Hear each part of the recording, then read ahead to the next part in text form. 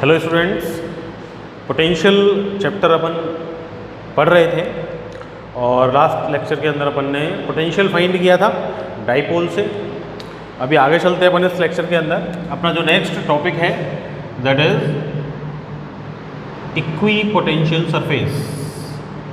तो next topic अपन अपना देखेंगे that is equi potential surface. क्या है इक्वी पोटेंशियल सरफेस? देखो भाई, नाम से पता चल रहा है क्या पता? इक्वी पोटेंशियल मतलब equi means equal, potential means ऐसा सरफेस जिसका पोटेंशियल कैसा हो, इक्वल हो। तो कहाँ से आएगा ऐसा सरफेस? देखो, अपन को पता है कि अपने पास मान लो कोई पॉइंट चार्ज है, पॉइंट चार्ज ले रहा हूँ अभी मैं ना, ये कोई पॉइंट चार्ज है, ये पॉइंट चार्ज है प्लस क्यू। अगर मैं इसके पोटेंशियल का फॉर्मूला देखूं, पोटेंशियल V, अगर ये पॉजिटिव चार्ज है तो प्लस के क्यू अपॉन आर, यही होता है ना पोटेंशियल, है ना। अब K और Q तो कांस्टेंट है, तो V is inversely proportional to R, यही होगा। अगर R फिक्स हो जाए, R भी कांस्टेंट हो जाए, फॉर एग्जांपल R हो जाए 1 मीटर, तो 1 मीटर के लिए जो पोटेंशियल की वैल्यू है वो भी कैसी होगी? कांस्टेंट होगी, एक जैसी होगी। मीन्स किसी भी चार्ज से 1 मीटर डिस्टेंस पे अगर मैं पोटेंशियल फाइंड करूं तो वो पोटेंशियल किसी भी डायरेक्शन में फाइंड करूं वो सेम होगा। फॉर्मूला तो कम से कम यही बोल रहा है कि भाई कोई चार्ज है अपने पास, उस चार्ज के अराउंड अगर R फिक्स कर दूं मैं, अगर लेट 1 मीटर डिस्टेंस है तो 1 मीटर के डिस्टेंस पे किधर भी पोटेंशियल फाइंड करूं तो वो पोटेंशियल सेम आना चाहिए।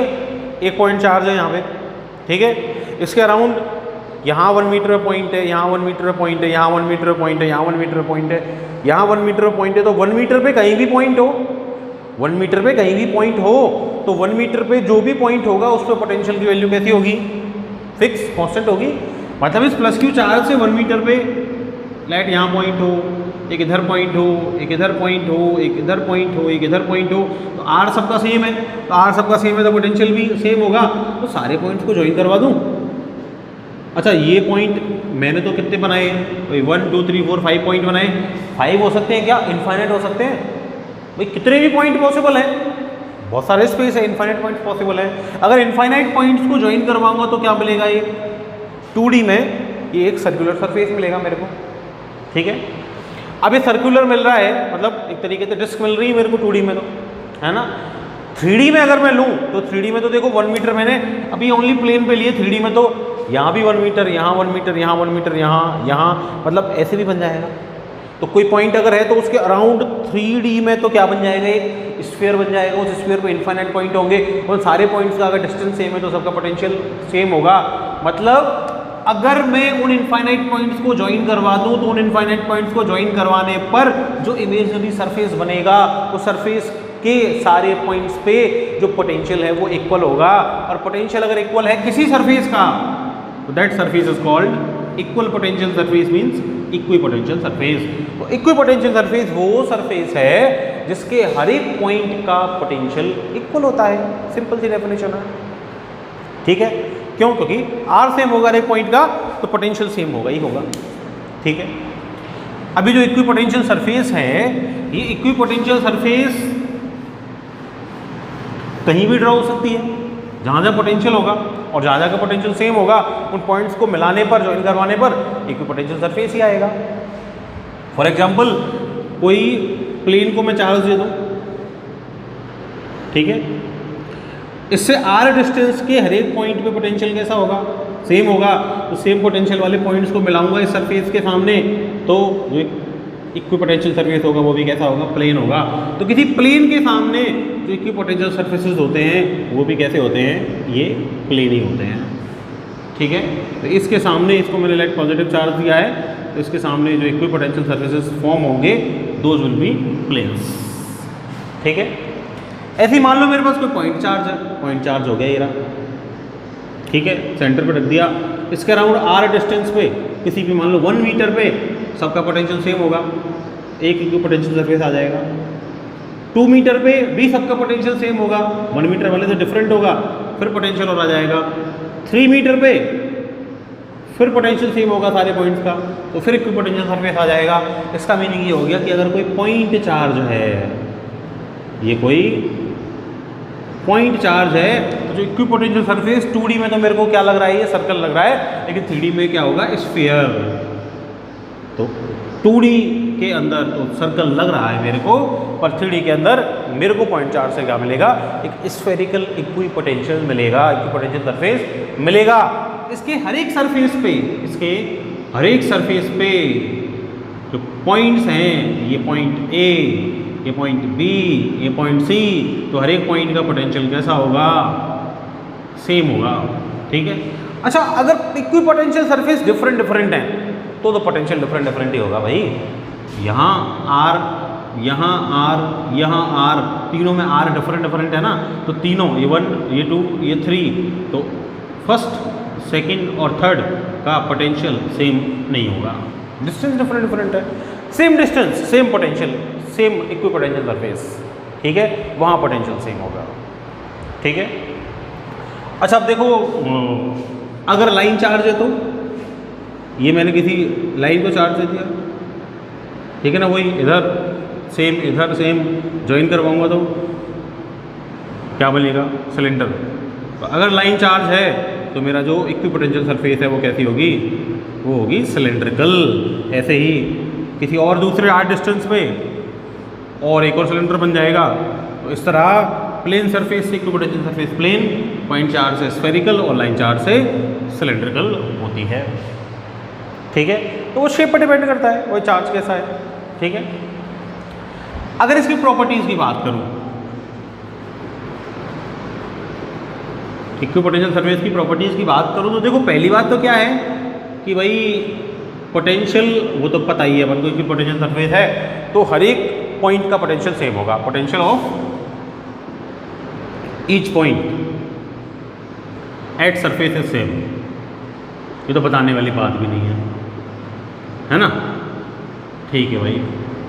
अब क्या होगा कि आर, भाई वी तो की क्यू अपॉन आर है, आर की वैल्यूज पुट करते जाओ, वी आती जाएंगी, है ना, सेम पोटेंशियल वाले पॉइंट्स मिलते जाएंगे।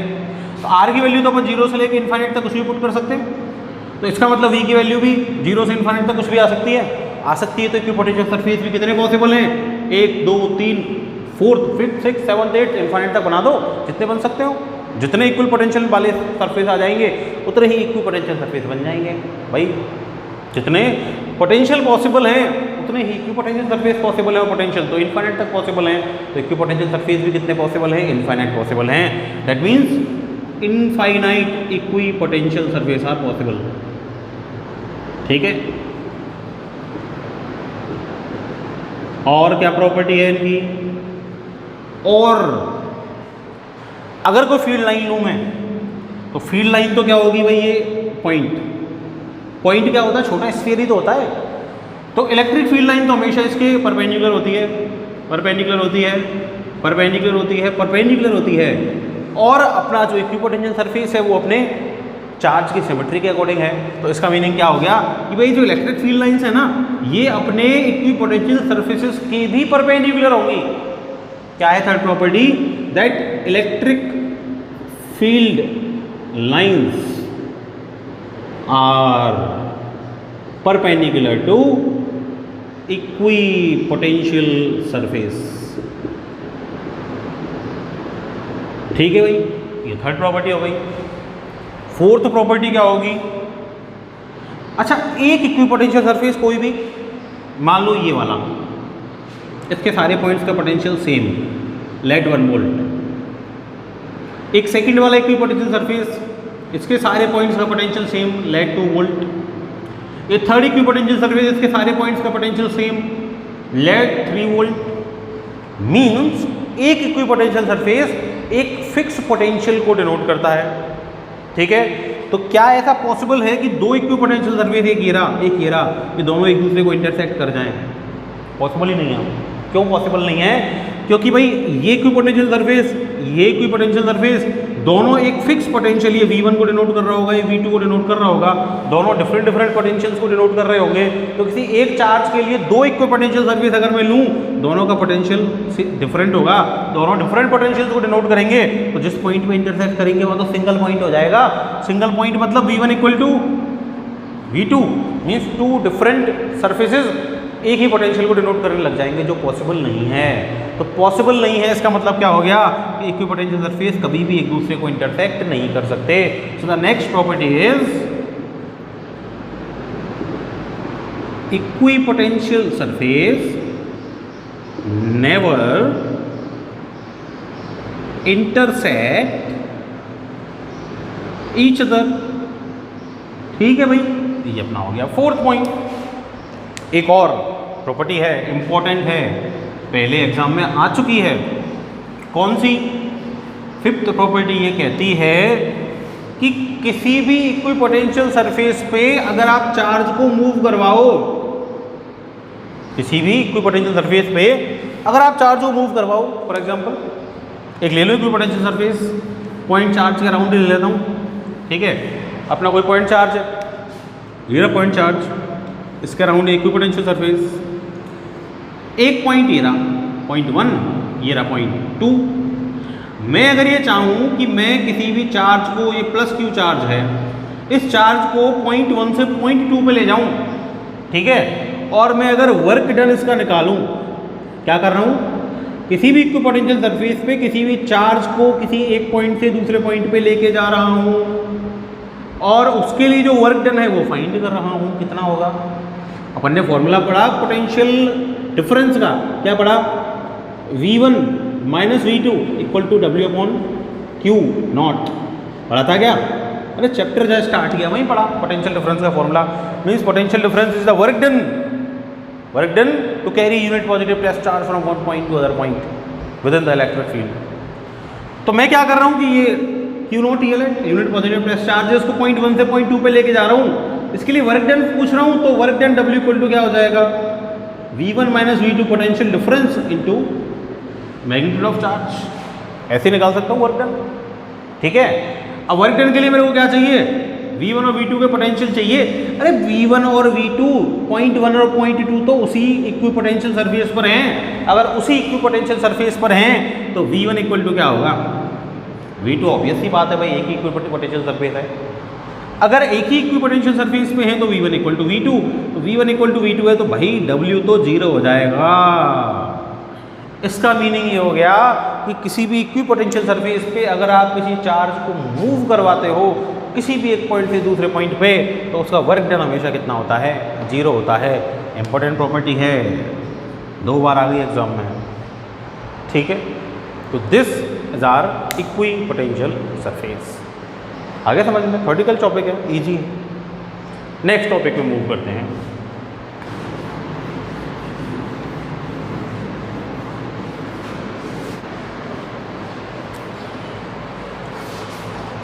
क्या है next topic?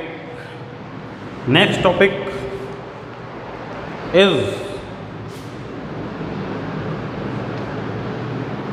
Also important, potential energy of system of charges. क्या कह रहा है टॉपिक कि भाई आपको पोटेंशियल एनर्जी फाइंड करनी है। किसकी फाइंड करनी है? सिस्टम ऑफ चार्जेस की। क्या है सिस्टम ऑफ चार्जेस और क्या है potential energy? System of charges सीधा सीधा पता चल रहा है, एक सिस्टम जिसके अंदर क्या हो, चार्ज हो, चार्ज ही चार्ज हो, मतलब कोई भी सिस्टम, कोई भी एरिया, मैंने फॉर एग्जांपल ये रूम, इस रूम के अंदर एक बहुत सारे चार्ज ही चार्ज आ गए तो ये क्या हो जाएगा, सिस्टम ऑफ चार्जेस हो जाएगा। तो ऐसा कोई सिस्टम ऑफ चार्ज, उसकी क्या फाइंड करनी है मेरे को? पोटेंशियल एनर्जी फाइंड करनी है। पोटेंशियल एनर्जी कैसे आती है, कैसे स्टोर होती है? भाई अपन ने 11th क्लास में कॉन्सेप्ट पढ़ा था, क्या पढ़ा था कि अगर आप वर्क कर रहे हो, वर्क डन हो रहा है, भाई सिस्टम के लिए कर रहे हो ना, तो सिस्टम पे वर्क डन करोगे या सिस्टम वर्क करेगा। अगर वर्क होता है तो देखो 2 तरीके से हो सकता है।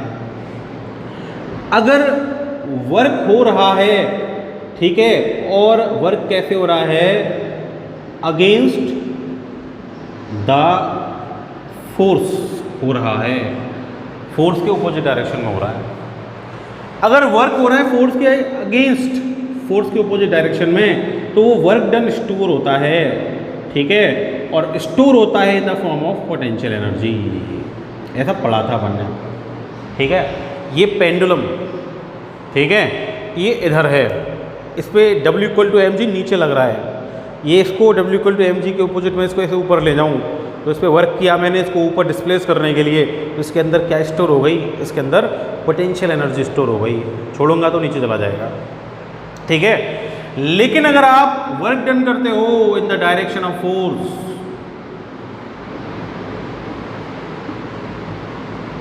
तो वो वर्क डन स्टोर होता है in the form of kinetic energy. तो इसका मतलब मैं तो बात कर रहा हूं पोटेंशियल एनर्जी की, तो पोटेंशियल एनर्जी वर्क डन होगा, कैसे होगा, अगेंस्ट द फोर्स, या फिर बात कर सकता हूं कि भाई against the field work done होगा। कैसे होगा वो देखेंगे आगे, लेकिन इतना मेरे को समझ में आया कि भाई potential energy of system of charges क्या है, कि मान लो अगर पोटेंशियल एनर्जी है तो अगेंस्ट ही वर्क किया गया होगा, ठीक है। तो अगर आप अगेंस्ट वर्क कैसे करोगे, एक चार्ज रखा हुआ है, इसकी फील्ड होगी, ठीक, एक सिस्टम बनाना है चार्जेस का, दो चार्ज पास पास प्लेस करने मेरे को, प्लस क्यू और प्लस क्यू, ये सिस्टम बनाना है, ये प्लस क्यू और ये प्लस क्यू, ये सिस्टम क्रिएट करना है, तो कैसे करना पड़ेगा, प्लस क्यू रखा हुआ है, प्लस क्यू की फील्ड होगी इसके अराउंड की Q/R²।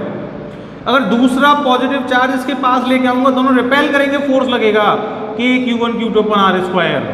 अब फोर्स कैसा होगा, रिपल्शन का, लेकिन मैं क्या करना चाहता हूं, इस प्लस क्यू को इस प्लस क्यू के पास लेके जाना चाहता हूं, मतलब फोर्स के अगेंस्ट वर्क करना पड़ेगा।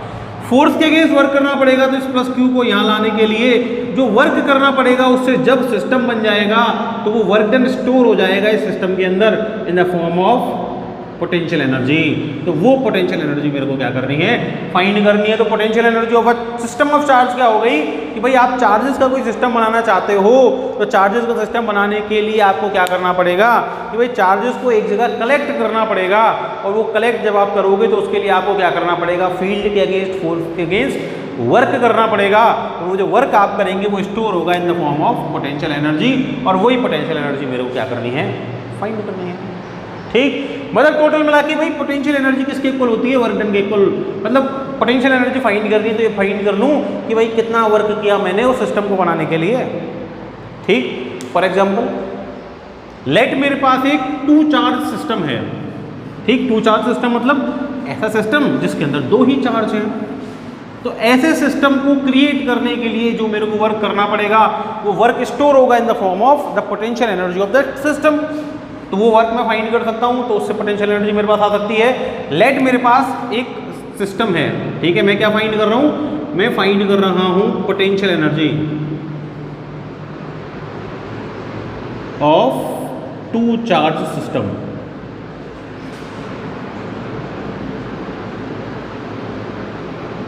ठीक है भाई, लेट मेरे पास क्या है, ये प्लस Q1, ठीक, और ये प्लस Q2 एक सिस्टम है, चार्जेस का सिस्टम है, 2 चार्जेस है, R डिस्टेंस पे है, ये Q1 और ये Q2, और इनकी मेरे को क्या फाइंड करनी है, पोटेंशियल एनर्जी फाइंड करनी है। अब देखो कि मेरे को इनकी पोटेंशियल एनर्जी फाइंड करनी है, इसका मतलब क्या हुआ कि भाई सिस्टम तो बना बनाया है, लेकिन जब बना होगा ये सिस्टम, तब ये Q1 रखा होगा, इसके पास में Q2 लाया होगा, तो मेरे को Q1 की फील्ड में Q2 को लाने के लिए कोई वर्क करना पड़ा होगा, वो वर्क स्टोर हुआ होगा in the form of potential energy. वो पोटेंशियल एनर्जी मेरे को फाइंड करनी है, ठीक है। तो वो पोटेंशियल एनर्जी इक्वल टू होगी किसकी, वर्क के, और W वर्क क्या होता है भाई, पोटेंशियल का फॉर्मूला पढ़ा है, potential V equal to W/Q, तो W क्या हो जाएगा, V into Q।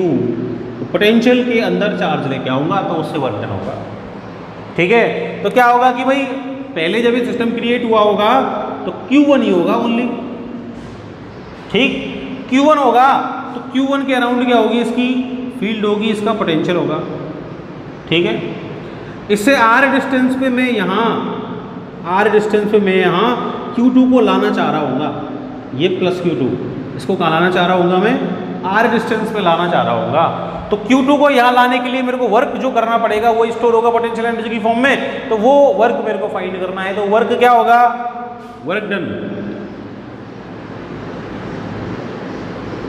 To carry plus Q2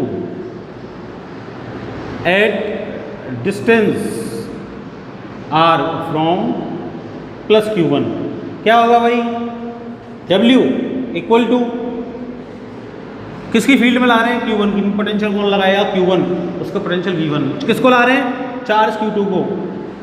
यही तो फॉर्मूला है ना भाई, W equal to V into Q, क्योंकि V equal to W upon Q. यही वर्क डन फाइंड करना है मेरे को, पोटेंशियल इंटू चार्ज। पोटेंशियल किसका, किसकी फील्ड में लेके आ रहे हैं, प्लस Q1 की में। किसको ला रहे हैं, Q2 को, तो चार्ज Q2, टेस्ट चार्ज कौन हो गया, Q2 हो गया। तो मेरे को पोटेंशियल चाहिए किसका, Q1 का, तो पोटेंशियल ऑफ प्लस Q1 कहाँ चाहिए, R डिस्टेंस पे, एट डिस्टेंस R, क्या हो जाएगा, V1 इक्वल टू, फॉर्मूला है KQ upon R, simple formula है तो रख दो।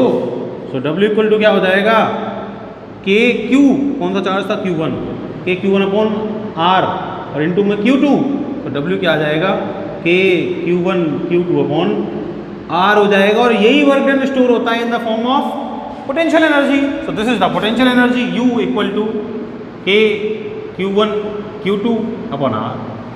So this is the potential energy of this two charge system.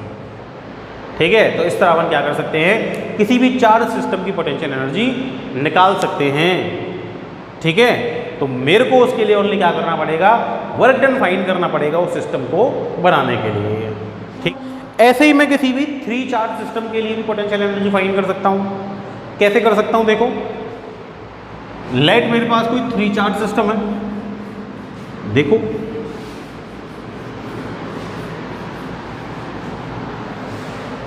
Potential energy किसकी फाइंड कर रहा हूं, 3 चार्ज सिस्टम की, है ना। Potential energy of 3 charge system. चलो देखो, ये मेरे पास एक Q1, ठीक है, ये मेरे पास सेकंड चार्ज Q2, ये मेरे पास थर्ड चार्ज Q3, ये डिस्टेंस R12, ये डिस्टेंस R23, ये डिस्टेंस R13। ठीक, ये मेरे पास एक सिस्टम ऑफ चार्जेस है। अच्छा, ये क्वेश्चन भी 2 टाइम्स आ गया बोर्ड में, CBSE में आ चुका है। ठीक है, कि पोटेंशियल एनर्जी मेरे को फाइंड करनी थी 3 चार्ज सिस्टम के लिए, तो मेरे को इस 3 चार्ज सिस्टम की क्या फाइंड करनी है, पोटेंशियल एनर्जी फाइंड करनी है। अब देखो भाई, पोटेंशियल एनर्जी मतलब इस सिस्टम को बनाते टाइम जो वर्क किया गया होगा, है ना, वो वर्क डन मेरे को फाइंड करना है। अब वर्क कैसे किया हो गया होगा कि भाई सबसे पहले कोई एक ही चार्ज रखा होगा स्पेस में। लेट सबसे पहले रखा था Q1 प्लस Q1, ठीक है, खाली स्पेस होगा, ब्लैंक स्पेस होगा। इस प्लस Q1 को मैं कहीं से लाया हूँगा तो कोई चार्ज पहले से प्रेजेंट ही नहीं था, तो इसको लाने के लिए तो कोई वर्क करना ही नहीं पड़ा होगा, है ना, क्योंकि इसको तो किसी ने अपोज ही नहीं किया होगा, ब्लैंक स्पेस रहा होगा। सिस्टम बनाने के लिए सबसे पहले मैं प्लस Q1 को लाया होगा, प्लस Q1 को लाया होगा तो इससे पहले कोई चार्ज नहीं है तो किसी ने अपोज नहीं किया होगा भाई, किसी ने अपोज नहीं किया होगा, नहीं किया गया होगा तो वर्क डन तो कैरी प्लस Q1 क्या हो जाएगा, W1 तो 0 हो जाएगा कि भाई प्लस Q1 को लाने में तो कोई वर्क नहीं करना पड़ा, क्यों, उससे पहले कोई चार्ज है ही नहीं, तो इसको अपोज करने वाला भी कोई नहीं है। ठीक है, अब मान लो प्लस Q1 आ गया होगा, उसके बाद में इनफाइनाइट से उठा के और प्लस Q2 को यहाँ लाया होगा।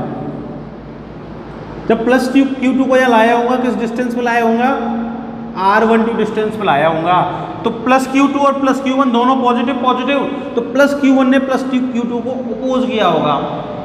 ठीक, इस पे रिपल्शन लगाया होगा, फोर्स ऑफ रिपल्शन, लेकिन मैं फिर भी इसको ऐसे धक्का दे के इधर लाया हूँगा, भैया तू आ जा, यहाँ बैठ जा। ठीक है, इसने अपोज किया होगा, मैं इसको यहाँ लेके आया हूँगा, तो मेरे को इसमें वर्क करना पड़ा होगा, तो वो वर्क डन स्टोर हुआ होगा in the form of potential energy. तो कितना वर्क किया होगा Q2 को यहाँ लाने के लिए, तो मेरे को पता है कि वर्क डन का formula work done to carry plus Q2 W2, वही फॉर्मूला है ना भाई potential, V equal to W upon Q, तो W equal to V into Q पता है ना, तो W equal to V potential किसने लगाया होगा, प्लस Q1 ने, तो V1 लाया किसको हूँ, Q2 को, तो V1 इंटू Q2। किसका पोटेंशियल फाइंड करना है, Q1 का। कहाँ फाइंड करना है, किस डिस्टेंस पे लाया हूँ, R12 डिस्टेंस पे, इसी डिस्टेंस पे तो पहुंच गया होगा। तो इसका मतलब potential of plus Q1 at distance, किस डिस्टेंस पे चाहिए, R12 पे, एट डिस्टेंस R12 क्या हो जाएगा, एट डिस्टेंस R12 क्या हो जाएगा, V1 फॉर्मूला है सीधा सीधा KQ upon R, so KQ1 upon R12, this is potential. 1 2 put कर दो, W2 इक्वल टू KQ1, ये Q2 इधर से और अपॉन में क्या आ गया, R12। This is the work done to carry plus Q2। ठीक है, Q1 आ गया, Q2 आ गया, सिस्टम तो पूरा बनाना है, तो फिर मैं कहीं उठा के इनफाइनाइट से Q3 को लेके आया हूँगा, Q3 को लेके आया हूँगा, इधर रखा होगा मैंने Q3 को उठा के, इधर रखा होगा कहाँ, Q1 से तो R13 डिस्टेंस पे और Q2 से R23 डिस्टेंस पे रखा होगा मैंने इसको। तो Q3 को तो Q1 ने भी अपोज किया, पॉजिटिव पॉजिटिव रिपल्शन, Q3 को Q2 ने भी रिपेल किया, अपोज किया, पॉजिटिव पॉजिटिव रिपल्शन, तो Q3 को तो Q1 भी बाहर पुश करेगा, रिपेल करेगा, और Q3 को तो Q2 भी रिपेल करेगा। तो इसका मतलब इस पे इन दोनों ने फोर्स लगाया, इन दोनों ने फील्ड लगाई। इसका मतलब ये हो गया कि मेरे को Q3 को इधर लाने के लिए इसके अगेंस्ट भी वर्क करना पड़ा होगा और इसके अगेंस्ट भी वर्क करना पड़ा होगा। अगर मैं इसके अगेंस्ट वर्क की बात करूं, वर्क डन टू कैरी